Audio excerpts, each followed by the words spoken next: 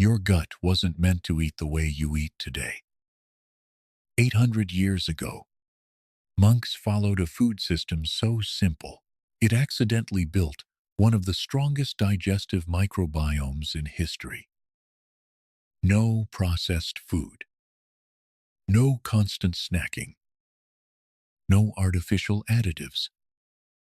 And modern research is now confirming what their routine quietly perfected. This is the medieval gut protocol.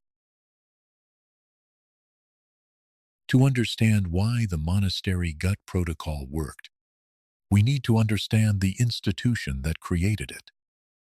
Benedictine monasteries were not random communities. They were the most organized, systematically run institutions in medieval Europe. Every monk followed the rule of Saint Benedict, written in 536 AD, which prescribed daily life in extraordinary detail: when to sleep, when to work, when to pray, and specifically, what and when to eat. The monastic diet was not designed as a health protocol. It was designed around spiritual discipline and agricultural practicality. But its effect on gut health was profound and measurable in the archaeological and historical record. Monastery records consistently document monks enjoying better average health and longer lifespans than the surrounding lay population. Medieval monastic cemeteries show lower rates of dental disease, joint degeneration, and signs of chronic illness compared to secular gravesites from the same period. Epidemics that devastated surrounding villages often moved through monasteries more slowly and with fewer casualties.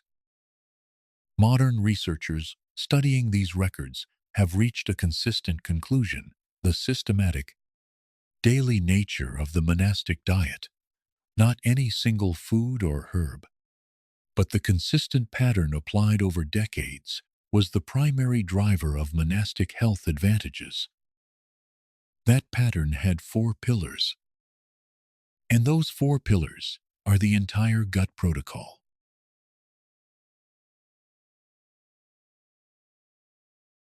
Pillar 1. Fermented foods. And this is where the monastery protocol intersects most directly with modern clinical evidence. Every Benedictine monastery produced its own fermented foods. This was not optional. It was built into the monastic rule and the agricultural reality. Bread was fermented through sourdough process. Dairy was fermented into kefir-equivalent preparations and aged cheeses. Vegetables were lacto-fermented throughout winter months. Ale was fermented from grain. Vinegar itself, a fermented product, was used as both a condiment and a medicine.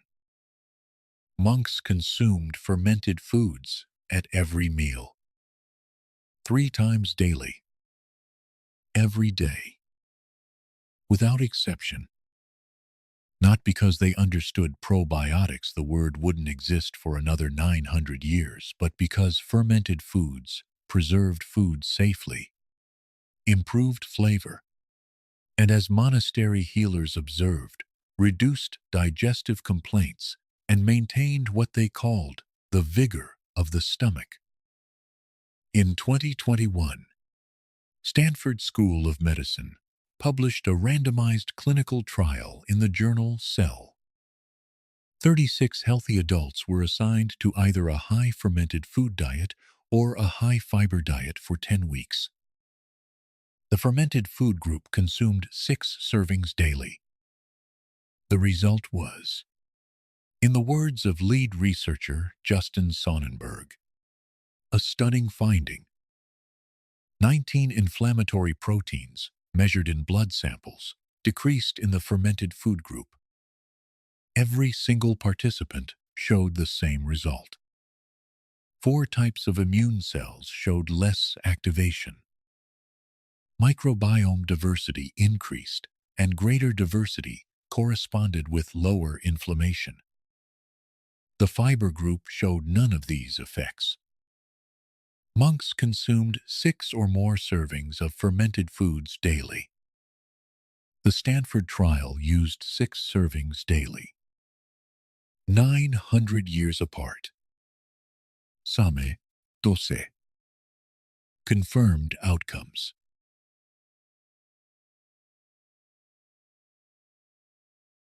Pillar 2. Digestive herbs.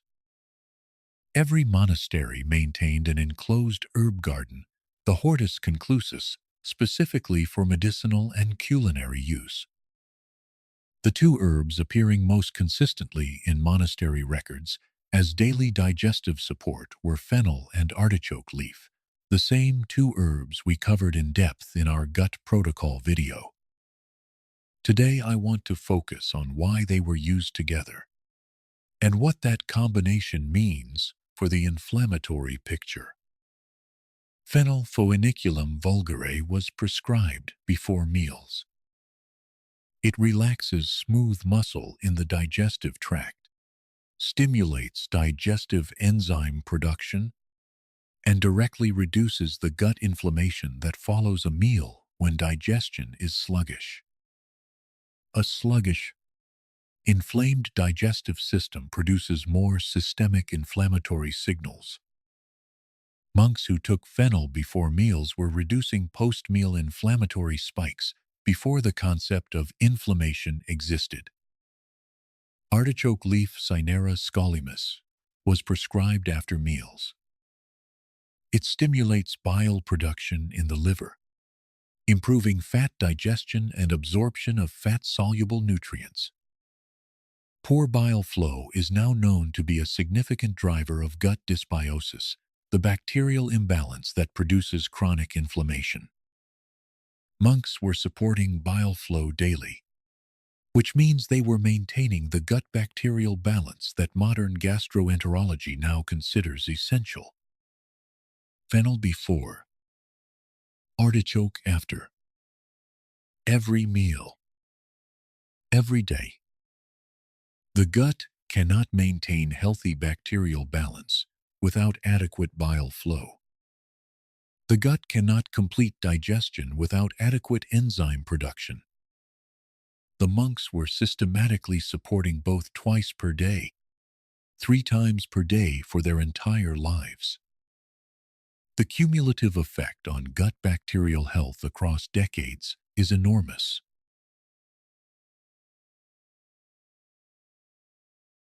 Pillar 3. Food diversity. And this is the pillar that has the most dramatic gap between medieval and modern. Medieval monks grew most of their own food, rotating seasonally through whatever their land and climate produced. In a full annual cycle, a monastery garden generated extraordinary variety, brassicas and root vegetables in autumn and winter, legumes and alliums in spring, fruits and leafy greens in summer, grains, herbs, and foraged wild plants throughout the year. The best available estimates from dietary reconstruction studies suggest medieval monks consumed between 40 and 60 different plant species per week, a figure consistent with what modern hunter-gatherer and traditional agricultural populations achieve. The average person in an industrialized country today eats fewer than 15 different plant foods per week. 40 to 60 versus fewer than 15. Why does this matter? The gut microbiome is maintained by dietary diversity. Different beneficial bacterial species thrive on different plant fibers, what microbiologists call different substrates. A diverse microbiome requires diverse substrate. When dietary diversity collapses, when you eat the same 15 foods week after week, the bacterial species that are not being fed begin to disappear. And those disappearing species are often the ones most critical for regulating inflammation. A 2024 meta-analysis confirmed dietary diversity as the single strongest dietary predictor of microbiome health, stronger than any specific probiotic supplement, stronger than any single superfood. The monastery garden, rotating through 40 to 60 plants per year, was generating this diversity automatically. No nutritional knowledge required. Just seasonal eating from a productive garden.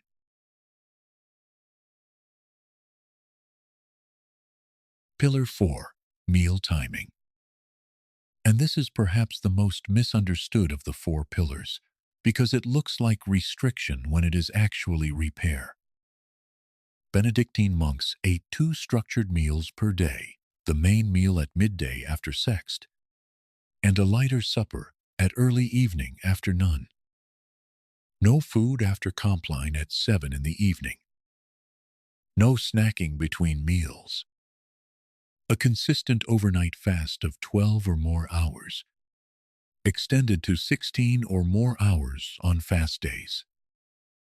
Medieval healers prescribed this schedule not primarily for spiritual reasons, but because they observed that continuous eating, what they called grazing, at all hours, consistently produced digestive complaints, fatigue, and inflammation.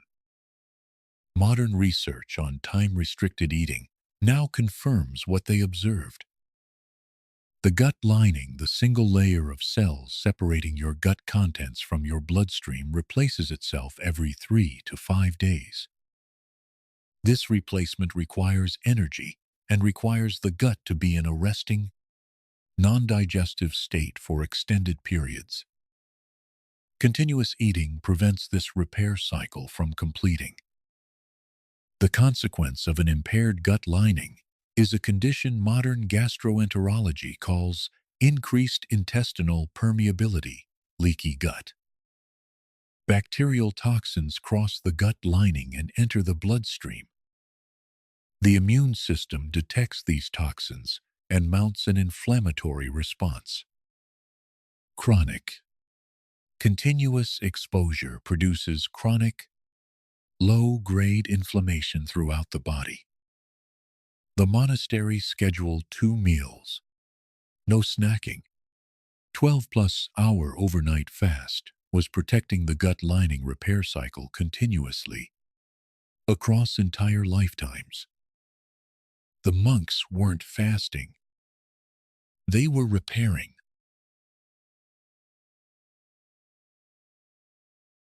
Four pillars.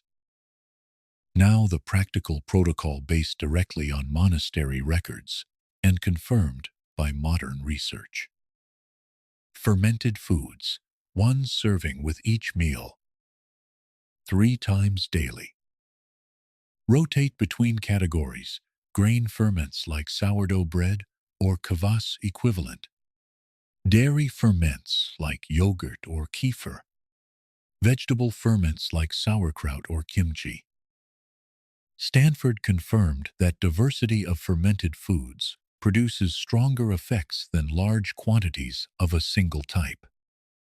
Digestive herbs, fennel seed tea, or capsule before your largest meal. Artichoke leaf extract, 300 milligrams standardized extract after your largest meal. Consistent with monastery records and confirmed in 6 clinical trials for artichoke, multiple trials for fennel. Food diversity. Add 2 new plant foods per week until you reach 30 different plants per week minimum. Track them if it helps, but the goal is variety, not perfection. 40 to 60 is the monastery standard. 30 is the modern research minimum for meaningful microbiome diversity. Meal timing. Eat within a 10 to 12 hour window daily. First meal at 8 in the morning means last meal by 6 or 8 in the evening. Protect the overnight fast. This is when gut repair happens. No snacking between meals if possible. That is the protocol. 4 pillars, all documented in monastery records, all validated by modern research, none of it requiring expensive supplements or complex tracking. Just consistent, daily practice across weeks and months. The monks didn't call it a gut protocol. They called it living correctly. The distinction is smaller than it sounds. This is the hub video. The full protocol in one place. Next week, the fermentation code. We're going deep into exactly what medieval monks fermented, how they made it, and why the specific combination of fermented foods they used is more effective than any single probiotic supplement. If you found this video useful, the next one takes everything one level deeper. In 2 weeks, the herb that grows in monastery gardens that modern immunology has confirmed inhibits the same inflammatory pathways as pharmaceutical biologics, costing tens of thousands of dollars per year. We'll cover it in depth. Both videos are linked in the end screen. If you're already using fermented foods, herbs, or any element of this protocol, drop your experience in the comments. These reports help us understand what the community is experiencing and what we should research next. Subscribe if you haven't. One gut protocol. 1 week. Every time. The knowledge was never lost. It was just waiting. I'll see you next week.